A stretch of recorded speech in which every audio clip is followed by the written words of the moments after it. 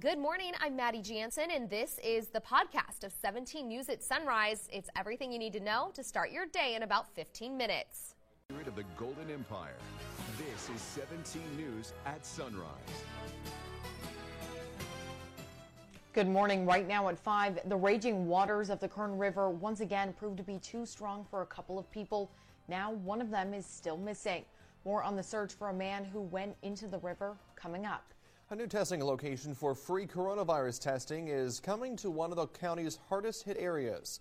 When you'll be able to sign up for a test, still ahead. There's outrage and anger over another deadly police shooting of a black man, the unrest in Atlanta, plus what lawmakers are looking to do about police reform. Today is Monday, June 15th, 2020. Good morning, everyone. It is 5 a.m. on this Monday, and Maddie Jansen is taking some time off to spend some time with her family, so she'll be gone this week. We've got Nicole Gitske in, though, filling in for her, and it was a beautiful weekend, I have to say, Kev, because, we saw those temperatures during the week that were a little on the warm side, but just absolutely pleasant on Saturday and Sunday. Yeah, I spent most of my weekend cleaning up the backyard after the wind event on Friday, and unfortunately we may see another small wind event this afternoon, but the sun is coming up. It is a beautiful morning for all of Kern County. Temperatures are nice and mild as well. Let's show you the satellite radar, and there's nothing to show you. I'm not expecting any clouds to push through for today, but the winds I do expect to pick up by the afternoon. You can see this morning they'll be fairly light, but as I put this into motion for you, right around 4 o'clock we start to see an increase of winds into the Kern County mountains, and also we'll see a light breeze pick up into the valley as well. I don't think it'll be as strong as the winds we were seeing on Friday because this front is a little weaker, but definitely going to see a breeze, and that's why we have issued a wind advisory for the valley until Tuesday at 5 a.m. along with the Kern County mountain and desert areas of Kern. Here's a look at the temperature right now, 66 degrees, a light breeze out of the east-southeast at 3 miles per hour. And as we take a look at the hour-by-hour forecast for you today, mid-60s to start, 82 by noon, 90 by 3 o'clock, and you can see that wind picking up throughout the afternoon hours. For Tehachapi, starting out this morning at 50 with a west-northwest wind at 3, so light. And then you can see right now the only winds we are seeing is over the Grapevine. All other areas are just seeing a light breeze. For the mountains, starting out in the 50s, 73 at noon, and then by 3 o'clock, mid-70s. I'll have much more in your forecast coming up in just a little bit. All right, Kev, thanks so much. A man is still missing this morning in the Kern River after he was trying to rescue a child and swept away by the strong currents. The sheriff's office says they were called around 2:15 yesterday for a report of a kid who went into the Kern River. But deputies say a man went in after the child, about a mile from the Upper Ridge Bar picnic area near Highway 178. Officials say the juvenile was safe and out of the water, but water swept the man away, prompting a search. Investigation quickly revealed that another adult male went in after the juvenile. The juvenile was rescued and is safe. And during that rescue, the male was swept downstream in the Kern River, and currently personnel from the Sheriff's Search and Rescue Unit are conducting a search for that individual. It's not clear how long rescue crews searched for the man. And as warmer weather settles in, it is important to stay safe. Public Health says that while the water can be a lot of fun, there can be a serious risk of danger. If you're out on a boat or in a lake, it's important to wear a life jacket. Public Health also urges you to get familiar with CPR and other first aid. CPR is a life-saving measure you can perform on someone as you wait for paramedics to arrive. Also, if you have children with you on the water, make sure to keep a close eye on them. Most drownings happen when children go unsupervised. So make sure to always keep an eye on your little ones in the pool or lake. In Atlanta, a Wendy's restaurant was set ablaze during late-night protests. The restaurant went up in flames as angry demonstrators took to the streets over the fatal officer-involved shooting of Rayshard Brooks. An autopsy shows an Atlanta police officer shot Rayshard Brooks in the back twice. No officer shot Brooks in a Wendy's parking lot Friday night as he tried to escape arrest. And Saturday night, the same restaurant went up in flames. On Sunday, the medical examiner's office declared the shooting a homicide. Demonstrators in Atlanta continue to protest Brooks' death. Now, police are offering a $10,000 reward in connection with person or persons involved with setting that fire. Well, that's the subject of today's 17's interactive poll. Today, we are asking, should the officers involved in the Atlanta shooting face murder charges? Now you can call or text us 888-4617. Press 1 if you think they should, and 2 if they should not. You can also tweet, email, or Facebook us your comments, and we'll air some of your comments and have the first look of those results from that poll coming up later in this newscast. Here at home, more than a week has gone by since a Black Lives Matter protester was hit and killed by a car in central Bakersfield. And now supporters of the victim, Robert Forbes, are demanding the arrest of the driver. Forbes' family is still waiting for the DA to file charges against Keith Moore. He's the person who hit and killed Robert with his car. On Saturday, they held a rally at the park at Riverwalk. Their message, the district attorney needs to bring charges against Moore. The Forbes' family attorney, Amar Shergill of Sacramento, said Moore should be arrested for violating California's basic speed law. That law requires drivers to maintain a speed safe for the conditions at the time, regardless of what the posted speed limit may be. And the facts in this case are that he's speeding, he's breaking the law, he killed somebody, should be arrested and prosecuted. District Attorney Cynthia Zimmer said in an op-ed published in Saturday's Bakersfield Californian that she will not be intimidated into charging Moore before the investigation proves it's warranted. Now, the Kern County Sheriff's Office is trying to figure out how a person died in Inyo Kern around 4 o'clock yesterday afternoon. Kern County Sheriff's deputies from Ridgecrest were called to a home near the corner of Orchard Avenue and Broadway in Inyo Kern. Deputies then brought in homicide detectives saying the death is suspicious. The person has not been identified. Now, if you have any information about this case, call the Sheriff's Office at 861-3110. And fire crews responded to a fire that happened along the river above Kernville yesterday. Now, officials say 7 acres burned, and the efforts to contain the blaze consisted of fire crews, helicopters, air tankers, and ground crews. The blaze was named the Ant Fire. Officials say crews were successful in slowing the rate of the spread. Mountain 99 was closed until 11 last night, and the cause of that fire is under investigation. Now to the latest on the coronavirus here in Kern County. Public Health confirms 151 new cases over the weekend. That brings our total to 3,281 people that have been diagnosed. 2,167 people have recovered. The death toll still stands at 53. Currently, more than 900 people are recovering at home. More than 35,000 tests have come back negative, and over 700 tests are still pending. We'll bring you the latest numbers from the public health briefing today at 10 a.m. Lamont has been one of the areas most impacted by the COVID-19 crisis, and now the county wants to help.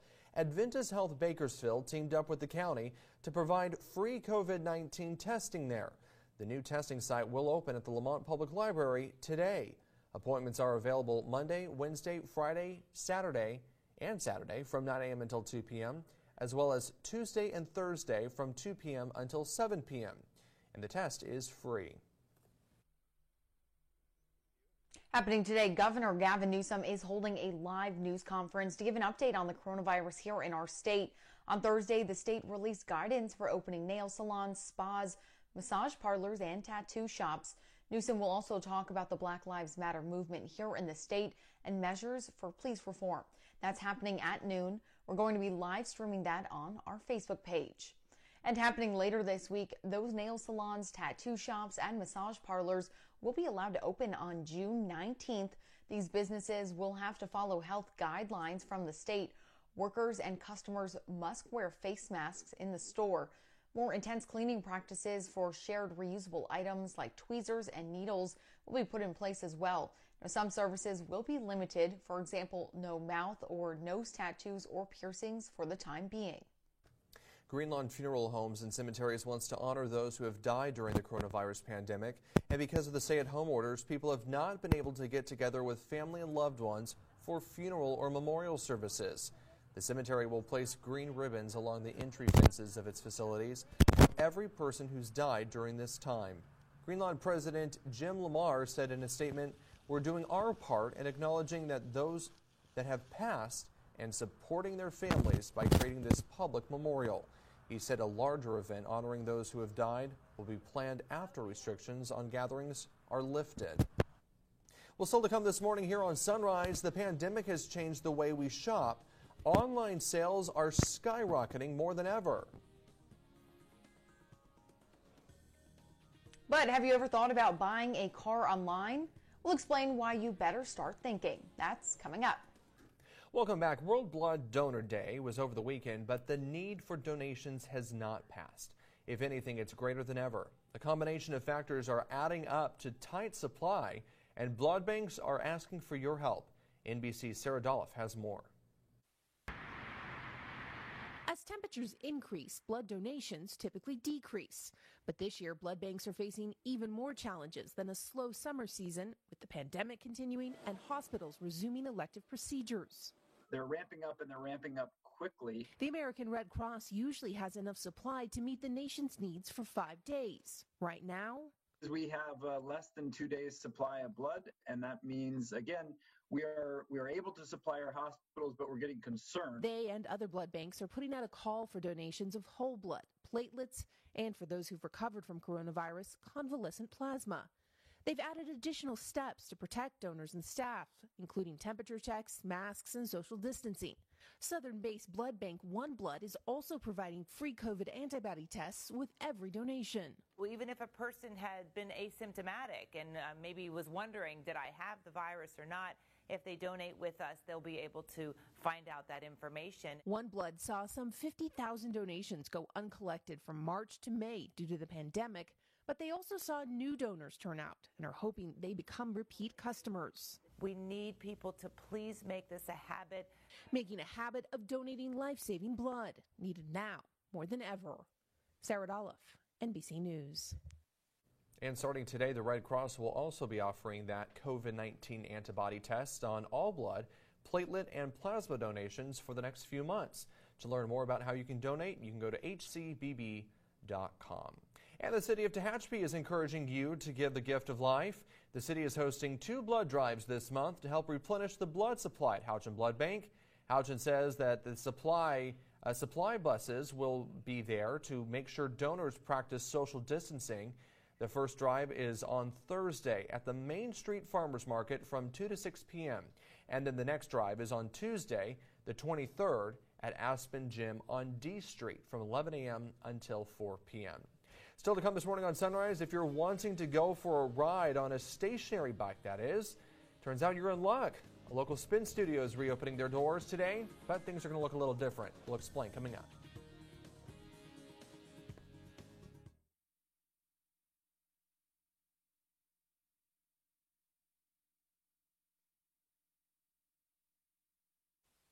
KGET Business Watch is brought to you by Grapevine MSP Technology Services, the Valley's leading IT service provider.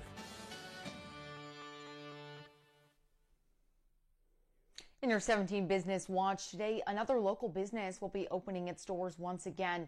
The Rush Cycle Spin Studio in the Rosedale Village Shopping Center says it will be back in business starting today. The owner says they have researched all the guidelines for Phase 3 and are confident they can let people work out in their studios while still keeping everyone safe from the coronavirus. The owner says those who are not already Rush Cycle members can sign up online for a free class. Well, and opening tomorrow, John's Incredible Pizza. The restaurant is adapting its buffet-style eatery into an all-you-can-eat table service powered by technology. Now, you can order your food using an app, and staff will bring you the same all-you-can-eat options, but without the buffet style. Now, the restaurant is opening starting at 11 a.m. tomorrow. That's located at 3709 Rosedale Highway. Well, the gym chain 24 Hour Fitness is having financial issues. The California company says it's closing 100 gyms, or about a quarter of its more than 400 fitness centers. About 1/3 are in California. However, we don't know what that means for our local 24-hour fitness locations. Last week, the Wall Street Journal reported the company laid off a number of workers in several states as it struggles with the impact of gyms being closed due to the pandemic. Reports say 24 Hour Fitness has been seeking financials to stay afloat. Well, another Bakersfield institution is opening up as part of Phase 3 reopening plan. The customer service counter at the City of Bakersfield Treasury will open again this morning. You are still encouraged to make payments online, by mail, or by the phone if you can. If you have to come to the service center at City Hall North, you're asked to stay at least 6 feet away from other people. Wear a face covering if you're not able to keep your distance. Now, they will be open Monday through Friday, 8 a.m. to 4:40 p.m. The COVID outbreak has changed dramatically the way we shop and make purchases, even when it comes to shopping and making big purchases. Details from NBC's Chris Clackham. There's evidence auto sales are up because the coronavirus has driven public transportation down. How do I commute without transportation? I think you're going to ultimately see more car ownership as a result of this pandemic. Auto Trader's Carl Brower says the driving public is focused more on health and hygiene. The stronger force that's going to win out here is the idea that you're going to want to control your environment. No sales speak. There's also evidence this has driven up sales in the online car buying industry. We've implemented touchless delivery for our customers. Carvana CEO Ernie Garcia says online car buying offers a sanitized experience from purchase to delivery. We'll have a uniformed Carvana advocate that delivers the car to their door, unloads the car off a flatbed truck, sanitizes the car. Analysts say this shows people are thinking differently, not just what to buy, but how to buy. I think it's causing us to realize the wonder and the fun of being able to order from home. Even when ordering cars online, because sellers are also buying into the idea of no-contact e-commerce during the COVID crisis. The driver who brings the car to you will clean the car prior to you getting into it. It's apparently what consumers want to hear right now. Chris Clackham, NBC News. Now to a recall to let you know about. A New Jersey company is recalling over 40,000 pounds of ground beef due to possible E. coli contamination. The Class 1 recall involves over 42,000 pounds of raw ground beef items produced by Lakeside Refrigerated Services on June 1st. The recalled products, which were sold under brand names including Thomas Farms and Marketside Butcher, have the establishment number 46841 inside the USDA market of inspection. According to the recall notice, the beef products were shipped to retail locations nationwide. There have been no confirmed reports of adverse reactions due to the consumption of these products. Another police shooting is sparking angry protests over the weekend, this time in Atlanta. Now, that happened over the weekend. NBC's Tracy Potts has more from Washington.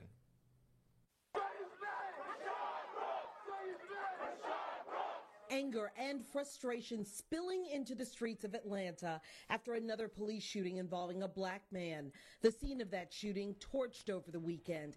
Rayshard Brooks was running away when he appeared to point a taser at officers. Officer Garrett Rolfe shot and killed him.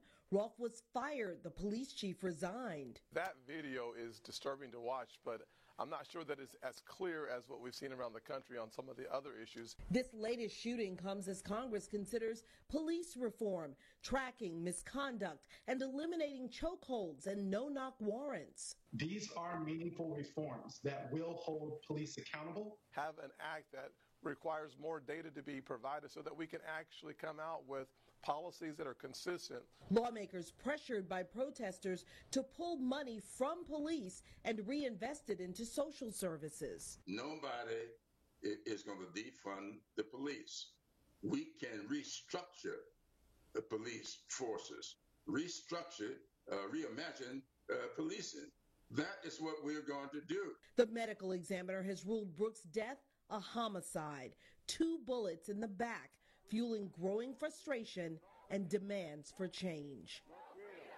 Democrats introduced their plan last week. Republicans are hoping to reveal theirs before the July 4th break. Tracy Potts, NBC News.